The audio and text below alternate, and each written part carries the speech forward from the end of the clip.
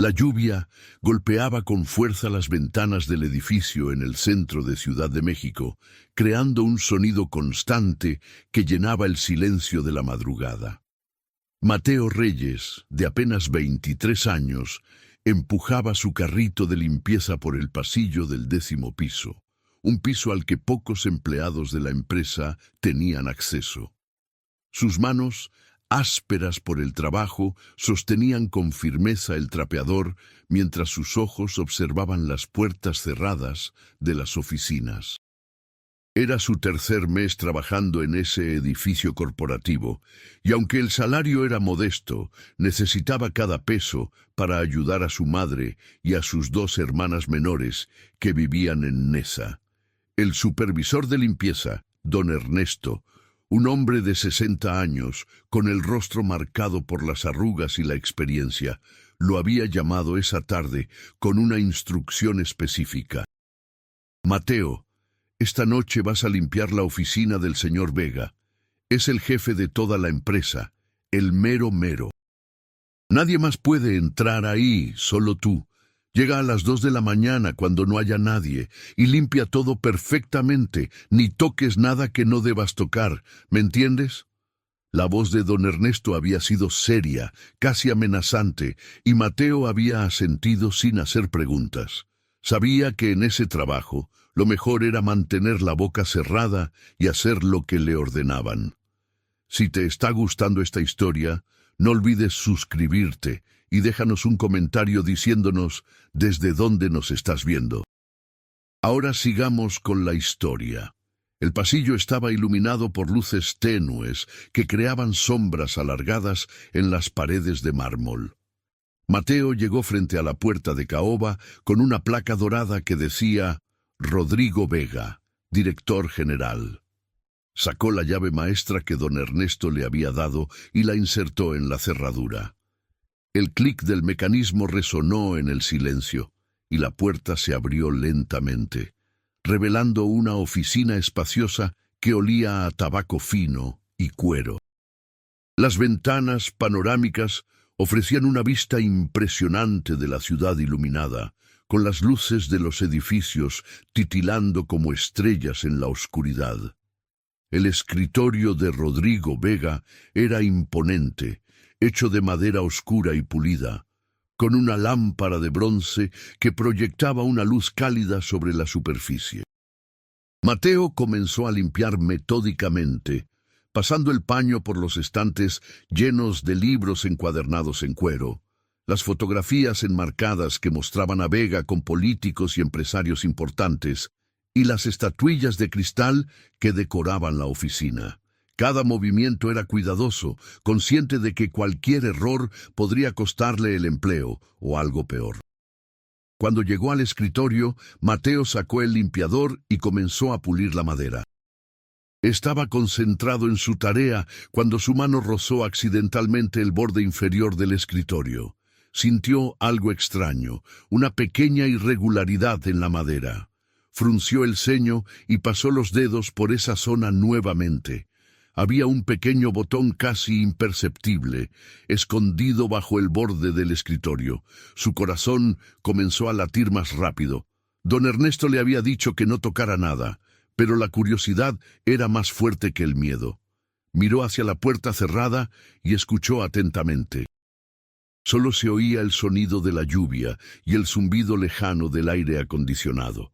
Con manos temblorosas, Mateo presionó el botón. Un clic suave se escuchó, y una sección del escritorio se deslizó hacia un lado, revelando un compartimento secreto.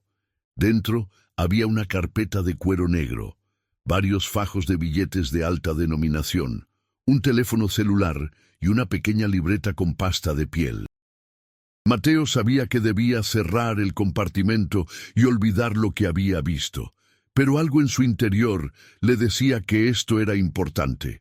Tomó la libreta con manos temblorosas y la abrió. Las páginas estaban llenas de nombres, direcciones, cantidades de dinero y fechas. Reconoció algunos nombres de políticos que aparecían en las noticias, empresarios conocidos y, para su horror, nombres de personas desaparecidas que había visto en los periódicos. Había anotaciones sobre envíos, entregas y eliminaciones. Su respiración se volvió irregular mientras pasaba las páginas, cada una revelando una red de corrupción, tráfico y crímenes que iban mucho más allá de lo que podía imaginar. La voz llegó desde la puerta antes de que pudiera reaccionar. ¿Qué carajos estás haciendo? Mateo se congeló, la libreta todavía en sus manos. Rodrigo Vega estaba en el umbral de la puerta, su figura alta y corpulenta bloqueando la salida. Vestía un traje oscuro impecable, y sus ojos, fríos como el acero, lo miraban con una mezcla de furia y curiosidad. A su lado estaba otro hombre, más joven, con tatuajes en el cuello y una expresión dura que no prometía nada bueno. Yo solo estaba limpiando, señor Vega, tartamudeó Mateo, dejando caer la libreta sobre el escritorio. Accidentalmente toqué algo y...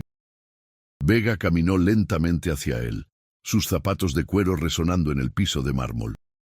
Accidentalmente, repitió con voz grave y amenazante, ¿y accidentalmente decidiste leer mis documentos privados? Se detuvo frente al escritorio y recogió la libreta, cerrándola con un movimiento brusco. Sus ojos nunca dejaron de mirar a Mateo, evaluándolo como un depredador evalúa a su presa. El joven dio un paso atrás, su espalda chocando contra la estantería. Lo siento, señor. No diré nada, se lo juro. Solo necesito este trabajo para mantener a mi familia. Por favor. Vega intercambió una mirada con el otro hombre, quien había cerrado la puerta y ahora estaba parado frente a ella con los brazos cruzados. El silencio en la oficina era asfixiante, roto solo por el sonido de la lluvia golpeando las ventanas. Vega se sentó en su silla de cuero y encendió un cigarro, el humo azul elevándose lentamente hacia el techo. ¿Cómo te llamas?, preguntó Vega después de una larga pausa, exhalando el humo. Mateo Reyes, señor.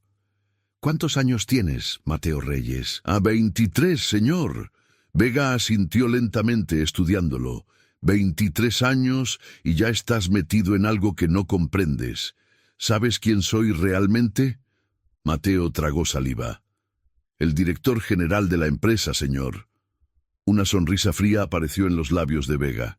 Esa es mi fachada, muchacho. Mi verdadero negocio digamos que es mucho más lucrativo y peligroso, y ahora tú sabes demasiado. Hizo una pausa y le dio otra calada al cigarro. Tengo dos opciones para ti. La primera es que Javier aquí, señaló al hombre de la puerta, se encargue de que nunca hables de lo que viste. La segunda es que trabajes para mí. El corazón de Mateo latía tan fuerte que pensó que iba a salirse de su pecho. ¿Trabajar para usted? ¿Haciendo qué? Cosas simples al principio, entregas, mensajes, vigilancia. Tienes una cara honesta, nadie sospecharía de ti. Te pagaré bien, mucho mejor que lo que ganas limpiando oficinas.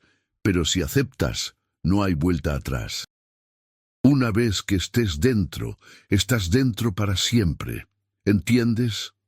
Mateo pensó en su madre, en sus hermanas que necesitaban dinero para la escuela, en las deudas que tenían con los prestamistas del barrio. Pensó en la vida que llevaba, trabajando de noche, durmiendo apenas unas horas al día, sin futuro ni esperanza. Y ahora este hombre, este criminal, le estaba ofreciendo una salida, aunque fuera una salida al infierno. ¿Y si digo que no?, preguntó con voz temblorosa. Vega se encogió de hombros. Entonces, espero que sepas nadar con los pies atados, porque eso es lo que va a pasar. No puedo permitir que alguien que conoce mis secretos ande libre por ahí. Es una simple cuestión de negocios, nada personal. Javier dio un paso adelante, su mano moviéndose hacia su cintura, donde Mateo pudo ver el brillo metálico de un arma. El pánico recorrió su cuerpo, pero su mente trabajaba rápidamente, buscando una forma de salir de esta situación. Sabía que si aceptaba, estaría vendiendo su alma, pero si rechazaba, no vería el amanecer. «Acepto», dijo finalmente, su voz apenas un susurro. «Trabajaré para usted». Vega sonrió y apagó el cigarro en un cenicero de cristal. «Buena decisión, muchacho. Sabía que eras inteligente». Se levantó y caminó hacia un bar pequeño en la esquina de la oficina, sirviendo 2 vasos de whisky. Le ofreció uno a Mateo, quien lo tomó con manos temblorosas. «Por los nuevos comienzos», brindó Vega, chocando su vaso contra el de Mateo. El whisky quemó la garganta de Mateo mientras lo bebía, pero el calor era reconfortante en contraste con el frío que sentía en su interior. Vega le explicó que tendría que seguir trabajando como personal de limpieza para no levantar sospechas, pero que ocasionalmente recibiría llamadas con instrucciones especiales. Le dio un teléfono celular nuevo, uno sin registro, y le advirtió que nunca debía usarlo para llamadas personales. «Mañana a las 8 de la noche vas a ir a esta dirección». Vega le entregó un papel con una dirección en la colonia Roma. «Vas a recoger un paquete de un hombre llamado Chuy. Es un sobre amarillo, nada más. Lo traes aquí, a esta oficina, y lo dejas en el compartimento secreto que encontraste. ¿Está claro?» «Sí, señor». «Y Mateo», la voz de Vega se volvió aún más seria. «Si se te ocurre traicionarme, si hablas con la policía o con cualquier persona sobre esto, no solo tú morirás. Tu madre, tus hermanas, todos los que amas sufrirán. Tengo ojos en todas partes. ¿Me entiendes?» Mateo asintió, sintiendo cómo el peso de sus palabras caía sobre él como una losa de concreto. Había entrado a esa oficina como un simple trabajador de limpieza y estaba saliendo como parte de una organización criminal. La ironía era amarga, pero no tenía elección, o eso era lo que se decía a sí mismo mientras salía de la oficina, bajo la mirada vigilante de Javier. El resto de la noche fue un borrón. Mateo terminó de limpiar otras oficinas en piloto automático, su mente atrapada en un torbellino de pensamientos y miedo.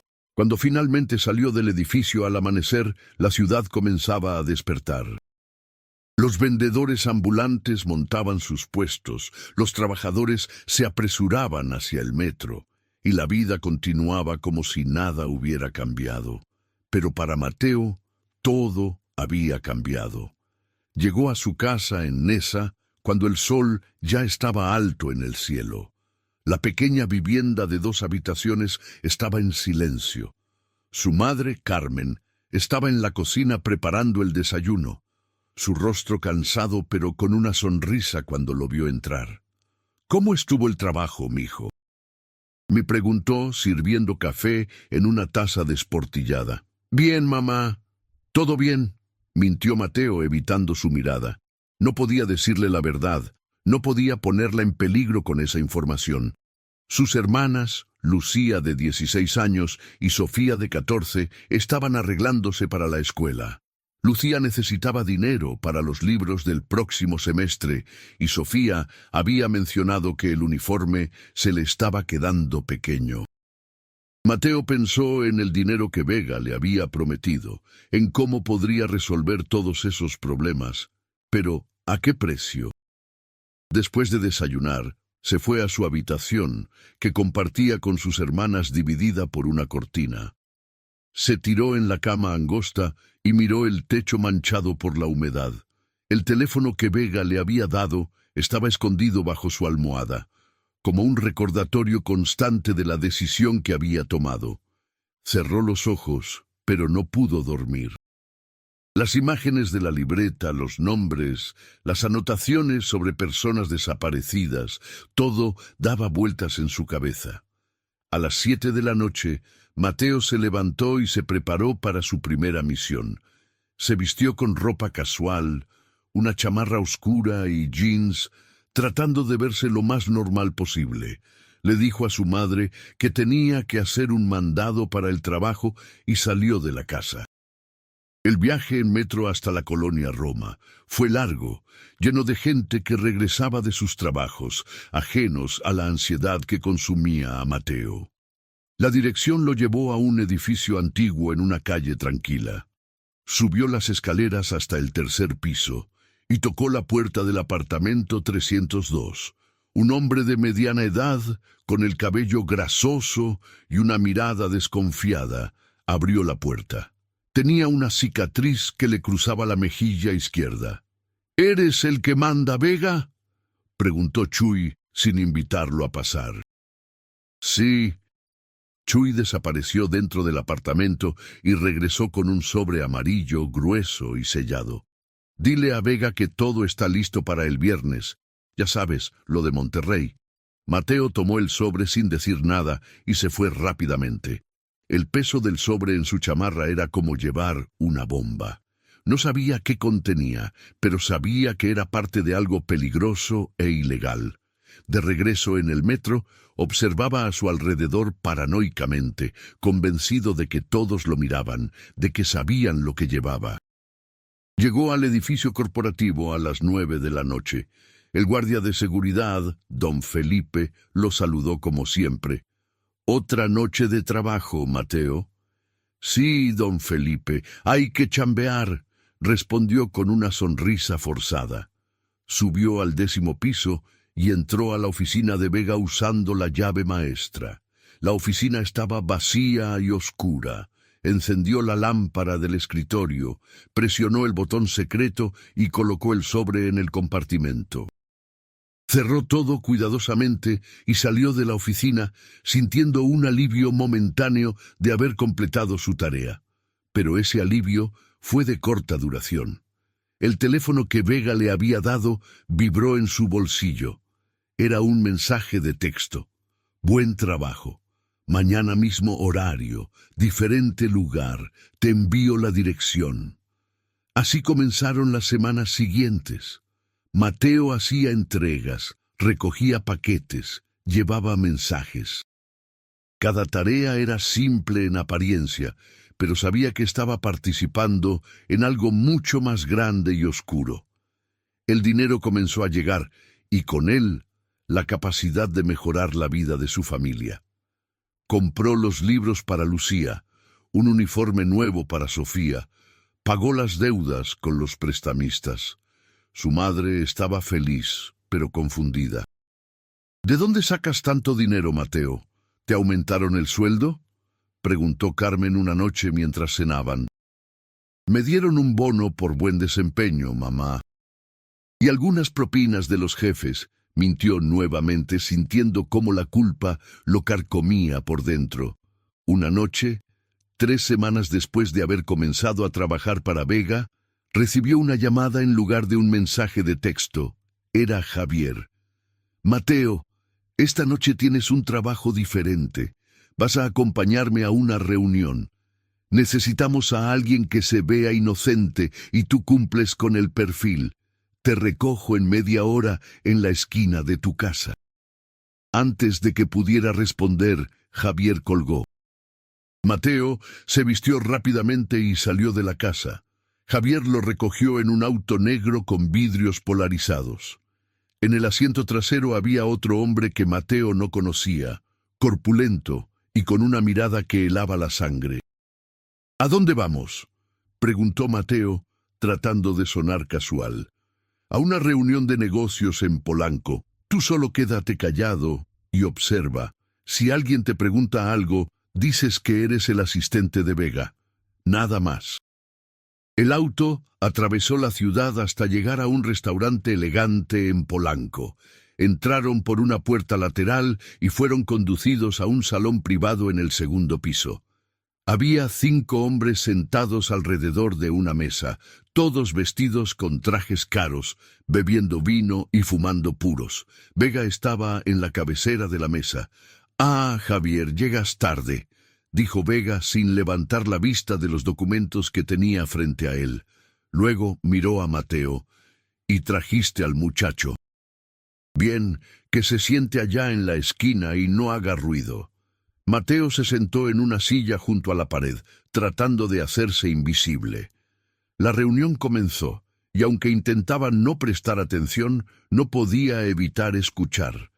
Hablaban de rutas de tráfico, de pagos a funcionarios, de envíos que llegarían desde Colombia.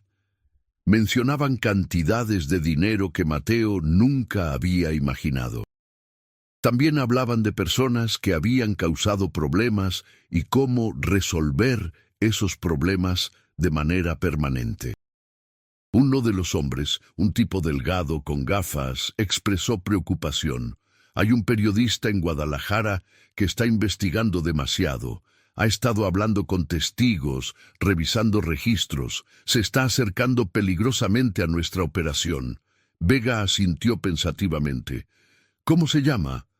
Roberto Maldonado. Trabaja para el Diario Nacional. Encárgate de eso, Javier. Ya sabes qué hacer. Javier asintió con una sonrisa siniestra. Mateo sintió náuseas. Sabía exactamente lo que significaba encárgate de eso. Significaba que ese periodista iba a desaparecer o aparecer muerto en alguna cuneta. Y él estaba ahí, sentado en esa habitación, siendo testigo de cómo se planeaba un asesinato. La reunión continuó por 2 horas más. Cuando finalmente terminó, los hombres se despidieron con apretones de manos y promesas de mantener contacto. Javier llevó a Mateo de vuelta a Nesa en silencio. Antes de que bajara del auto, Javier lo detuvo. Lo que viste esta noche nunca pasó, ¿entiendes? Si hablas, tu familia paga, y créeme, será lento y doloroso. Mateo asintió y salió del auto con las piernas temblorosas. Cuando entró a su casa, corrió al baño y vomitó. Se miró al espejo y no reconoció al hombre que le devolvía la mirada. En solo 3 semanas había pasado de ser un trabajador honesto a ser cómplice de tráfico, corrupción y ahora asesinato. Los días siguientes fueron una tortura. Mateo intentaba seguir con su vida normal, trabajando, cuidando de su familia, pero la culpa no lo dejaba en paz. Cada vez que veía a su madre sonreír por los regalos que le había comprado, sentía una punzada de dolor. Ese dinero estaba manchado de sangre. Una tarde, mientras caminaba por el centro de la ciudad, vio un periódico en un kiosco. El titular decía, «Periodista desaparecido en Guadalajara. Familia pide ayuda para encontrarlo». Había una foto de Roberto Maldonado, el mismo periodista que habían mencionado en la reunión. Mateo compró el periódico con manos temblorosas y leyó el artículo. Maldonado había desaparecido hacía 2 días después de salir de su oficina. Su auto había sido encontrado abandonado en las afueras de la ciudad. La policía no tenía pistas. Mateo sabía lo que había pasado. Sabía que Javier o alguien de la organización había resuelto el problema, y él había estado ahí cuando lo ordenaron. Esa noche no pudo dormir. Se sentó en el pequeño balcón de su casa, mirando las luces de la ciudad, pensando en qué hacer. Tenía 3 opciones: seguir trabajando para Vega y vivir con la culpa, intentar escapar y poner en peligro a su familia, o ir a la policía y delatarlos, lo cual también pondría en peligro a su familia. Todas las opciones eran terribles, todas terminaban mal de alguna manera. 2 días después recibió otra llamada de Vega. «Mateo, necesito que vengas a la oficina esta noche. Tenemos que hablar». Cuando llegó a la oficina, Vega estaba solo, sentado en su escritorio con la libreta negra frente a él.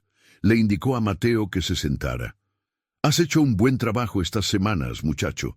Eres confiable, discreto. Me gusta eso», dijo Vega sirviéndose un whisky. «Pero he notado que últimamente estás nervioso, distraído. ¿Hay algo que quieras decirme?» Mateo negó con la cabeza. «No, señor. Todo está bien». Vega lo miró fijamente durante un largo momento. «No me mientas, Mateo. Puedo ver cuando alguien está mintiendo. ¿Estás teniendo dudas sobre trabajar para mí?» El joven tragó saliva. Sabía que tenía que elegir sus palabras cuidadosamente. Es solo que nunca había estado involucrado en algo así. Es mucho que procesar. Vega asintió comprensivamente. Lo entiendo. Todos hemos pasado por eso. El primer trabajo siempre es difícil, pero con el tiempo te acostumbras. Te vuelves más fuerte, más listo. Se levantó y caminó hacia la ventana, mirando la ciudad iluminada. ¿Sabes qué es lo que separa a los que triunfan de los que fracasan en este negocio? La lealtad, la capacidad de hacer lo que hay que hacer, sin importar qué. ¿Tienes esa capacidad, Mateo? Sí, señor, respondió automáticamente, aunque no estaba seguro de creerlo. Bien, porque tengo un trabajo especial para ti, uno que probará tu lealtad. Vega regresó a su escritorio y sacó una foto de un sobre. Era la foto de un hombre de unos 40 años, con el cabello canoso y una sonrisa amable. Este hombre se llama Fernando Ochoa. Es un contador que trabajaba para nosotros. Desafortunadamente, decidió que quería llevar algunos de nuestros secretos a la policía. Tenemos información de que planea reunirse con agentes federales en 3 días. Mateo sintió que el suelo se movía bajo sus pies. ¿Y qué quiere que yo haga? Vega sonrió. ¿Quiero que lo convenzas de que no lo haga? Habla con él, dile que su familia estará en peligro. Si eso no funciona... Hizo una pausa significativa. Entonces, Javier tomará el control de la situación. Pero prefiero intentarlo por las buenas primero. Tú tienes una cara honesta, puedes ser persuasivo. ¿Y si se niega a escuchar? Entonces su sangre estará en tus manos también, Mateo. Porque si no lo convences, alguien más lo hará de otra manera. Mateo salió de la oficina esa noche sintiendo que el mundo se cerraba a su alrededor. Ahora no solo era cómplice de crímenes, sino que se esperaba que participara activamente en prevenir que alguien hiciera lo correcto. La ironía no se le escapaba. Él mismo había pensado en ir a la policía y ahora le pedían que impidiera que otro lo hiciera. Pasó los siguientes 2 días investigando sobre Fernando Ochoa. Encontró su dirección, su rutina diaria, información sobre su familia. Tenía una esposa y 2 hijos, uno en la universidad y otro en la preparatoria. Era un hombre normal, trabajador, que probablemente había visto demasiado y había decidido hacer lo correcto. El día señalado, Mateo esperó a Ochoa afuera de su oficina. Cuando el contador salió al final del día, Mateo se acercó a él. «Señor Ochoa, necesito hablar con usted. Es sobre su reunión de mañana». Ochoa palideció. «¿Quién es usted? ¿Cómo sabe de eso?» «Trabajo para las personas sobre las que está a punto de hablar. Por favor, necesito que me escuche. No tiene que hacer esto. Piense en su familia». Ochoa miró a su alrededor nerviosamente y luego agarró a Mateo del brazo. «Ven conmigo», dijo, llevándolo a un café cercano. Se sentaron en una mesa del fondo, lejos de otros clientes.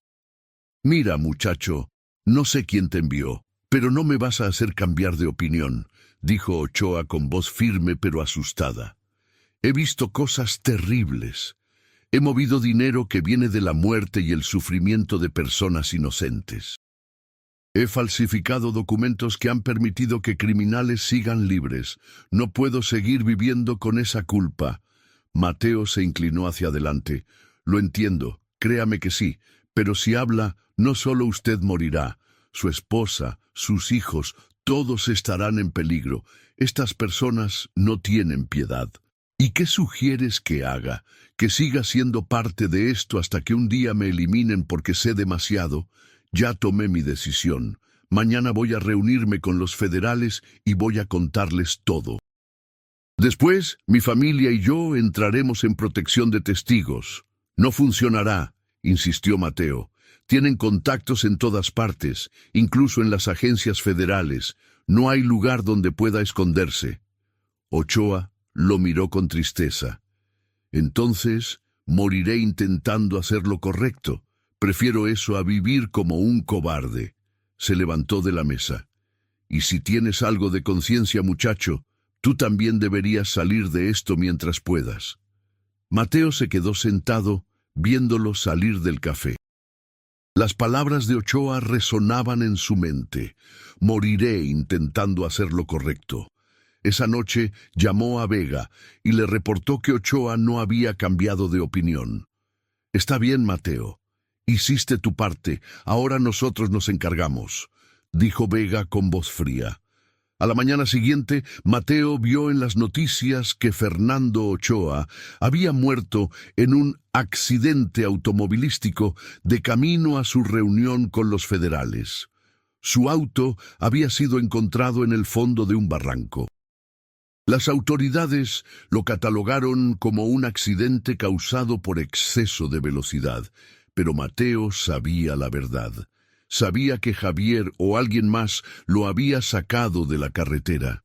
Esa noche, Mateo se emborrachó por primera vez en su vida. Llegó a su casa tambaleándose y su madre lo encontró llorando en el balcón. «¿Qué te pasa, mijo? ¿Por qué estás así?», preguntó Carmen preocupada. «Soy un cobarde, mamá. Soy un maldito cobarde», sollozó Mateo, pero no podía decirle más. No podía compartir la carga que llevaba. Los días se convirtieron en semanas y las semanas en meses. Mateo continuó trabajando para Vega, haciendo entregas, asistiendo a reuniones, siendo testigo de crímenes que nunca denunciaba. El dinero seguía llegando y su familia vivía mejor que nunca. Se mudaron a un apartamento más grande, sus hermanas tenían ropa nueva y podían asistir a mejores escuelas. Su madre ya no tenía que trabajar limpiando casas ajenas, pero Mateo estaba muriendo por dentro. Cada noche, las caras de las víctimas lo perseguían. Fernando Ochoa, Roberto Maldonado y otros cuyos nombres había escuchado en esas reuniones secretas. Había perdido peso, tenía ojeras profundas y su madre comenzó a preocuparse seriamente por su salud. Un día, 6 meses después de haber encontrado el compartimento secreto en el escritorio de Vega, Mateo estaba haciendo una entrega en el norte de la ciudad cuando vio algo que cambiaría todo. En un almacén abandonado donde debía recoger un paquete, escuchó gritos provenientes de una habitación trasera. Contra su mejor juicio, se acercó y miró por una ventana rota. Dentro, Javier y otros 2 hombres estaban torturando a alguien atado a una silla. La víctima estaba sangrando, su rostro hinchado e irreconocible. Mateo sintió náuseas, pero no podía apartar la mirada. Entonces escuchó a Javier hablar. «¿Dónde están los documentos que robaste? Dinos y esto terminará rápido». La víctima farfulló algo ininteligible. Javier asintió a uno de los otros hombres, quien sacó una pistola y la presionó contra la rodilla de la víctima. El disparo resonó en el almacén, seguido de un grito desgarrador.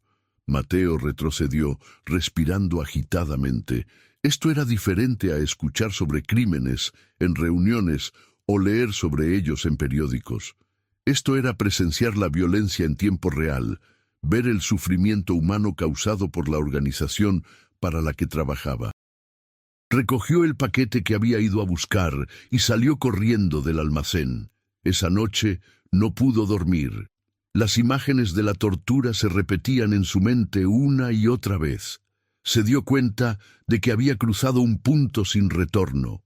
Ya no podía seguir justificando su participación con excusas sobre su familia. Tenía que hacer algo, aunque fuera lo último que hiciera. Durante las siguientes semanas, Mateo comenzó a planear. Sabía que la libreta negra de Vega contenía suficiente información para desmantelar toda la organización. Nombres, direcciones, cuentas bancarias, registros de envíos, todo estaba ahí.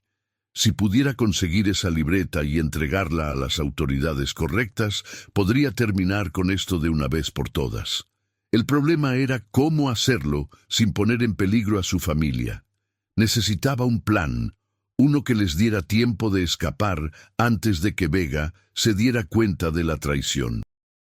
Comenzó a ahorrar dinero en secreto, guardando una parte de lo que Vega le pagaba en una cuenta bancaria que su familia desconocía. También hizo contacto, de manera anónima, con un periodista de investigación que había escrito artículos sobre crimen organizado. El periodista, una mujer llamada Patricia Sandoval, aceptó reunirse con él en un lugar público. Mateo le explicó la situación en términos vagos, sin revelar demasiados detalles todavía. Si consigo evidencia sólida contra una organización criminal importante, ¿podrías ayudarme a llegar a las autoridades correctas? Necesito garantías de protección para mi familia, preguntó Mateo. Patricia lo estudió cuidadosamente. Depende de qué tan sólida sea la evidencia. Si es lo suficientemente buena, puedo ponerte en contacto con agentes federales en los que confío, gente que no está en la nómina de los criminales. Pero tienes que entender que una vez que empieces este proceso, no hay vuelta atrás. Lo sé, respondió Mateo. Créeme, lo sé muy bien. Una semana después, Mateo tuvo su oportunidad. Vega le pidió que fuera a su oficina para recoger unos documentos que debía entregar en Monterrey al día siguiente. Cuando llegó, la oficina estaba vacía. Vega había salido a una cena de negocios y no regresaría hasta tarde. Mateo sabía que este era el momento. Con manos temblorosas, presionó el botón secreto bajo el escritorio. El compartimento se abrió, revelando la libreta negra junto con otros documentos y dispositivos electrónicos. Tomó la libreta y varios documentos que parecían importantes. Luego sacó su teléfono personal y comenzó a fotografiar cada página. Estaba a mitad del proceso cuando escuchó voces en el pasillo. Su corazón se detuvo. Rápidamente guardó todo en el compartimento. Cerró el escritorio y se escondió detrás de las cortinas de la ventana. La puerta se abrió y entraron Vega y Javier, acompañados de otro hombre que Mateo no reconocía. «No me importa lo que cueste. Quiero que ese envío llegue a tiempo», decía Vega mientras entraba. «Ya hemos tenido demasiados retrasos este mes». Mateo apenas podía respirar detrás de la cortina. Si lo descubrían ahí, estaba muerto. Los tres hombres se sentaron y comenzaron a discutir detalles de negocios. Mateo permaneció inmóvil, sus piernas comenzando a acalambrarse, el sudor corriendo por su frente. Después de lo que pareció una eternidad, pero fueron solo 30 minutos, los hombres se levantaron para irse. «Vamos a la otra oficina donde tengo los mapas de las rutas», dijo Vega, y los tres salieron. Mateo esperó 5 minutos más antes de salir de su escondite. Rápidamente terminó de fotografiar las páginas restantes de la libreta, guardó todo como estaba y salió de la oficina lo más silenciosamente posible. Su corazón latía tan fuerte que pensó que lo escucharían en todo el edificio. Una vez afuera, caminó varias cuadras antes de detenerse en un parque. Se sentó en una banca y revisó las fotos en su teléfono. Estaban todas ahí, cada página de la libreta, cada documento comprometedor. Tenía evidencia de sobornos a funcionarios públicos, registros de envíos de droga, listas de personas que habían sido asesinadas, cuentas bancarias donde lavaban dinero. Era suficiente para enviar a Vega y a toda su organización a prisión de por vida. Pero ahora venía la parte difícil. Necesitaba sacar a su familia de la ciudad antes de que entregara la evidencia. Al día siguiente, le dijo a su madre que había ganado un viaje todo pagado para 4 personas a Guadalajara por 2 semanas, un premio de su trabajo. ¿Un viaje? ¿Nosotros?, preguntó Carmen incrédula. Nunca hemos salido de vacaciones. Sí, mamá. Es una oportunidad increíble. Salimos mañana temprano. Su madre aceptó, emocionada por la oportunidad. Mateo reservó un hotel en Guadalajara bajo un nombre falso y compró boletos de autobús para toda la familia. Esa noche, mientras empacaban, envió un mensaje encriptado a Patricia Sandoval con todas las fotos que había tomado. Aquí está la evidencia. Mi familia y yo estaremos fuera de la ciudad por 2 semanas. Después de eso, necesitaré protección federal. La respuesta de Patricia llegó 1 hora después. Recibido. Esto es oro puro. Dame 24 horas para coordinar con los federales. Te contactaré pronto. A la mañana siguiente, Mateo y su familia abordaron el autobús a Guadalajara. Durante todo el viaje, Mateo miraba constantemente por encima de su hombro, esperando ver a Javier o a alguno de los hombres de Vega. Pero nadie lo siguió. Llegaron a Guadalajara sin incidentes y se instalaron en el hotel. 2 días después, Patricia lo contactó. Los federales están listos, quieren reunirse contigo. Tengo garantías de que tu familia estará protegida, pero necesitas venir solo a la reunión inicial. Mateo le dijo a su madre que tenía que salir por unas horas para resolver unos asuntos del viaje. Se reunió con Patricia en un café del centro de Guadalajara, donde ella estaba acompañada de 2 agentes federales vestidos de civil. Mateo Reyes, estos son los agentes Morales y Gutiérrez. Han revisado la evidencia que enviaste y quieren hacerte algunas preguntas, dijo Patricia. Los siguientes 3 días fueron un torbellino de interrogatorios, declaraciones y procedimientos legales. Mateo les contó todo. Cómo había encontrado el compartimento secreto, cómo Vega lo había forzado a trabajar para él, todos los crímenes de los que había sido testigo. Los agentes grabaron cada palabra, tomaron nota de cada detalle. Esta información es invaluable, dijo el agente Morales. Con esto podemos desmantelar no solo la organización de Vega, sino también arrestar a docenas de funcionarios corruptos. Has hecho lo correcto, Mateo. ¿Y mi familia? ¿Estarán seguros? Preguntó Mateo por enésima vez. Entrarán en el programa de protección de testigos, les daremos nuevas identidades y los reubicaremos en otra ciudad. Será un ajuste difícil, pero es la única manera de garantizar su seguridad. Mateo asintió. Sabía que su vida como la conocía había terminado. Tendría que decirle la verdad a su madre, explicarle por qué tenían que dejar todo atrás. Sería difícil. Quizás ella nunca lo perdonaría por haberlos puesto en peligro en primer lugar. Pero al menos estarían vivos. Esa noche, de vuelta en el hotel, Mateo se sentó con su madre en el balcón de la habitación. Lucía y Sofía estaban dormidas en la habitación contigua.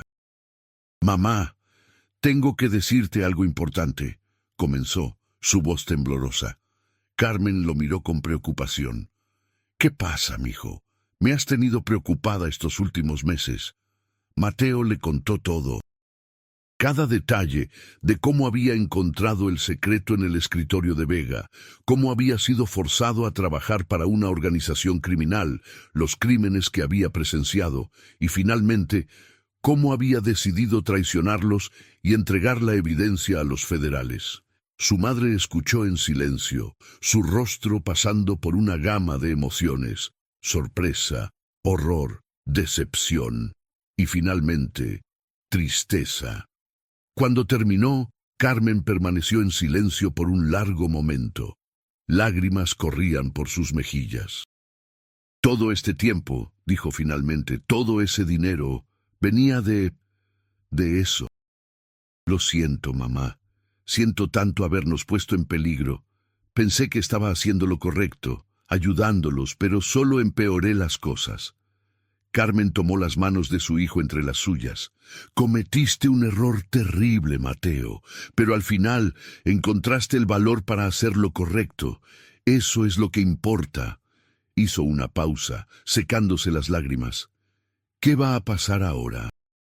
«Tenemos que entrar en protección de testigos, nuevas identidades, nueva ciudad.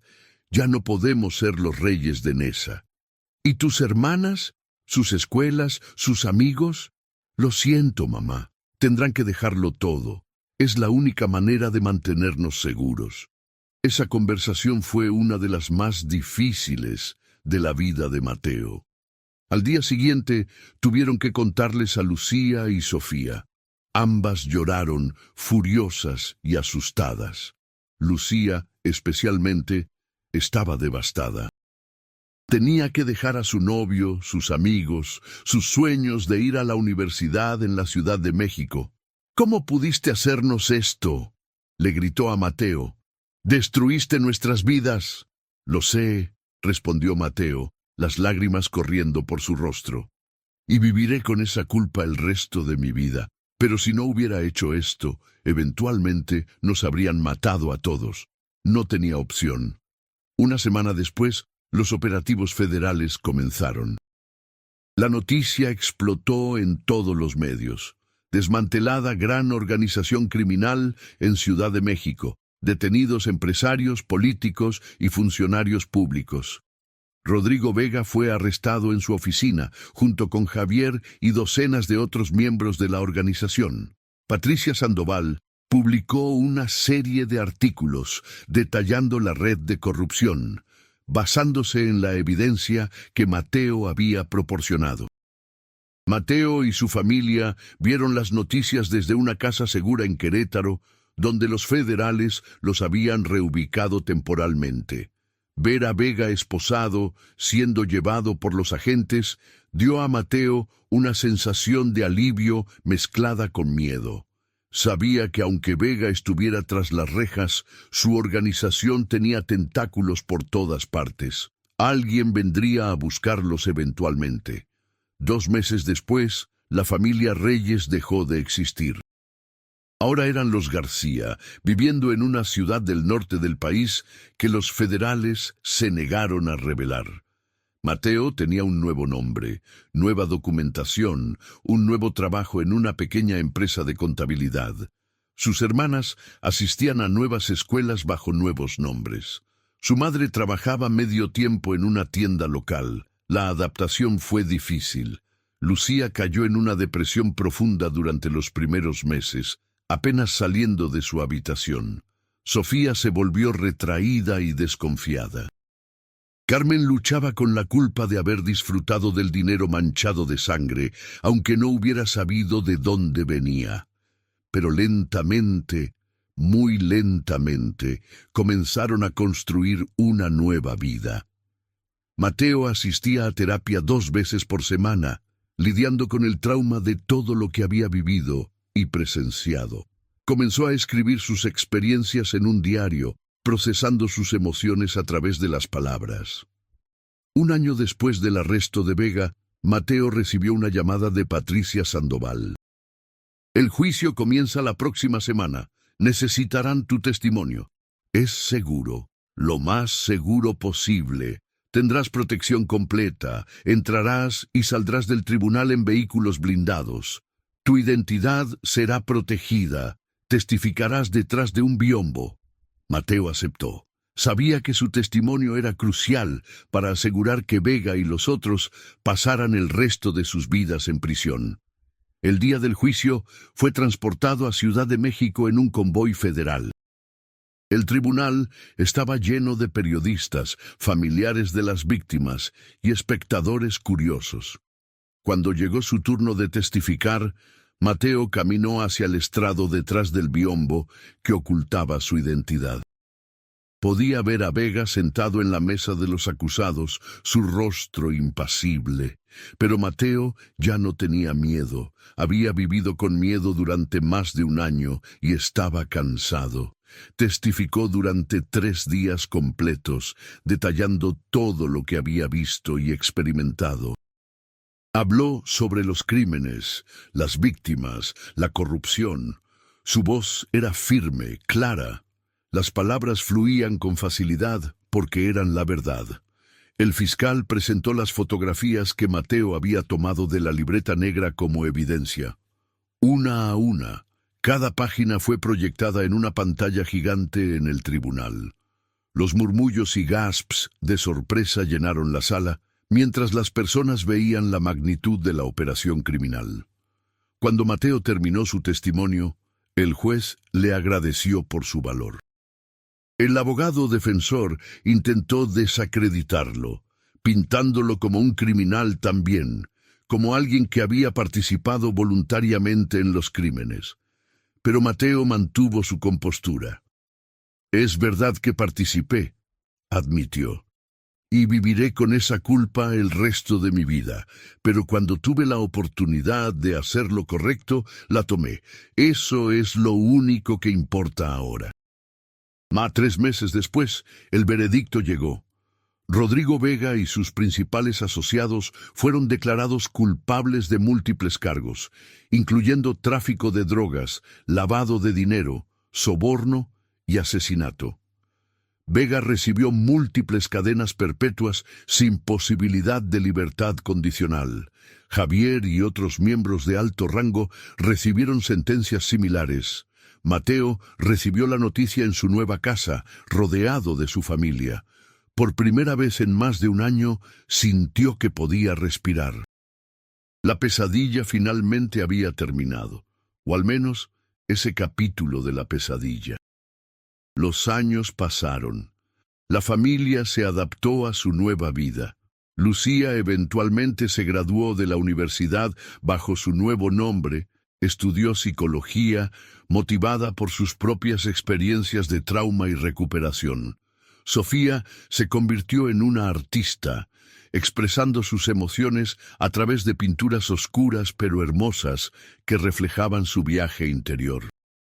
Carmen encontró paz en el trabajo comunitario, ayudando en un centro de refugio para mujeres víctimas de violencia. Mateo continuó trabajando en contabilidad, pero en sus horas libres comenzó a dar charlas en escuelas y centros comunitarios sobre las consecuencias del crimen organizado y la importancia de tomar decisiones éticas, incluso cuando son difíciles. Nunca reveló su identidad real, pero su historia, contada de manera anónima, resonaba con los jóvenes que enfrentaban presiones similares. 5 años después de todo lo sucedido, Mateo se casó con una mujer llamada Ana, una maestra que conoció en su ciudad adoptiva. Ella conocía su pasado, toda la verdad, y aún así lo aceptó. En su boda, pequeña e íntima, Mateo miró a su familia y se dio cuenta de que finalmente habían encontrado algo parecido a la paz. Una noche, mientras estaba sentado en el porche de su casa con Ana, mirando las estrellas, ella le preguntó: ¿Alguna vez te arrepientes de haber encontrado ese compartimento secreto? Mateo pensó cuidadosamente antes de responder. A veces pienso en cómo habrían sido nuestras vidas si eso nunca hubiera pasado. Si hubiera seguido siendo solo un trabajador de limpieza, viviendo en la pobreza, pero con la conciencia tranquila. Pero luego pienso en todas las personas que estaban sufriendo por culpa de Vega y su organización. Pienso en las familias de las víctimas que finalmente tuvieron justicia. Y me doy cuenta de que, a pesar de todo el dolor, valió la pena. ¿Crees que tu familia piense lo mismo? Creo que con el tiempo lo entenderán completamente. Lucía ya no está tan enojada. Sofía está sanando. Mi mamá encontró una nueva comunidad aquí. Estamos vivos, estamos juntos, y eso es lo que importa. Ana tomó su mano. Hiciste lo correcto, Mateo. No muchas personas tendrían ese valor. Mateo sonrió tristemente. No fue valor, fue desesperación. Fue llegar a un punto donde ya no podía vivir conmigo mismo si no hacía algo. A veces, dijo Ana, eso es lo que es el verdadero valor. No la ausencia de miedo, sino la incapacidad de seguir viviendo con la injusticia. Los años siguieron pasando. Mateo se convirtió en padre, teniendo 2 hijos que nunca conocerían la verdad completa de su pasado hasta que fueran lo suficientemente mayores para entenderla. Vivió una vida tranquila, casi aburrida en comparación con el terror de esos meses cuando trabajó para Vega. Pero era una aburrición bienvenida, una paz ganada con mucho sacrificio. A veces, en las noches, todavía tenía pesadillas. Soñaba con el escritorio, con el compartimento secreto, con la libreta negra. Soñaba con las caras de las víctimas, con Fernando Ochoa diciéndole que prefería morir haciendo lo correcto. Esas pesadillas probablemente nunca desaparecerían completamente. Eran parte de él ahora, cicatrices en su alma que recordaban quién había sido y las decisiones que había tomado. Pero cuando despertaba de esas pesadillas, miraba a su esposa dormida a su lado, escuchaba los suaves ronquidos de sus hijos en la habitación contigua y sabía que había hecho lo correcto. Había pagado un precio alto, su familia había pagado un precio alto, pero habían sobrevivido, y eso, en sí mismo, era una victoria. 10 años después del día en que tocó ese escritorio y encontró el secreto que cambiaría su vida, Mateo recibió una llamada de Patricia Sandoval. Ahora era una periodista reconocida nacionalmente, ganadora de premios por su trabajo exponiendo la corrupción. Mateo, estoy escribiendo un libro sobre el caso Vega. Me gustaría incluir tu historia, obviamente sin revelar tu identidad real. ¿Estarías dispuesto a hablar conmigo? Mateo aceptó. Durante meses trabajó con Patricia, contándole cada detalle, cada emoción, cada decisión difícil. El libro se publicó 2 años después, titulado El secreto en el escritorio, cómo un joven trabajador desmanteló una red criminal. Se convirtió en un bestseller, una historia que inspiró a muchos sobre la importancia de la integridad y el valor de hacer lo correcto, sin importar el costo. Mateo leyó el libro cuando se publicó y por primera vez vio su historia.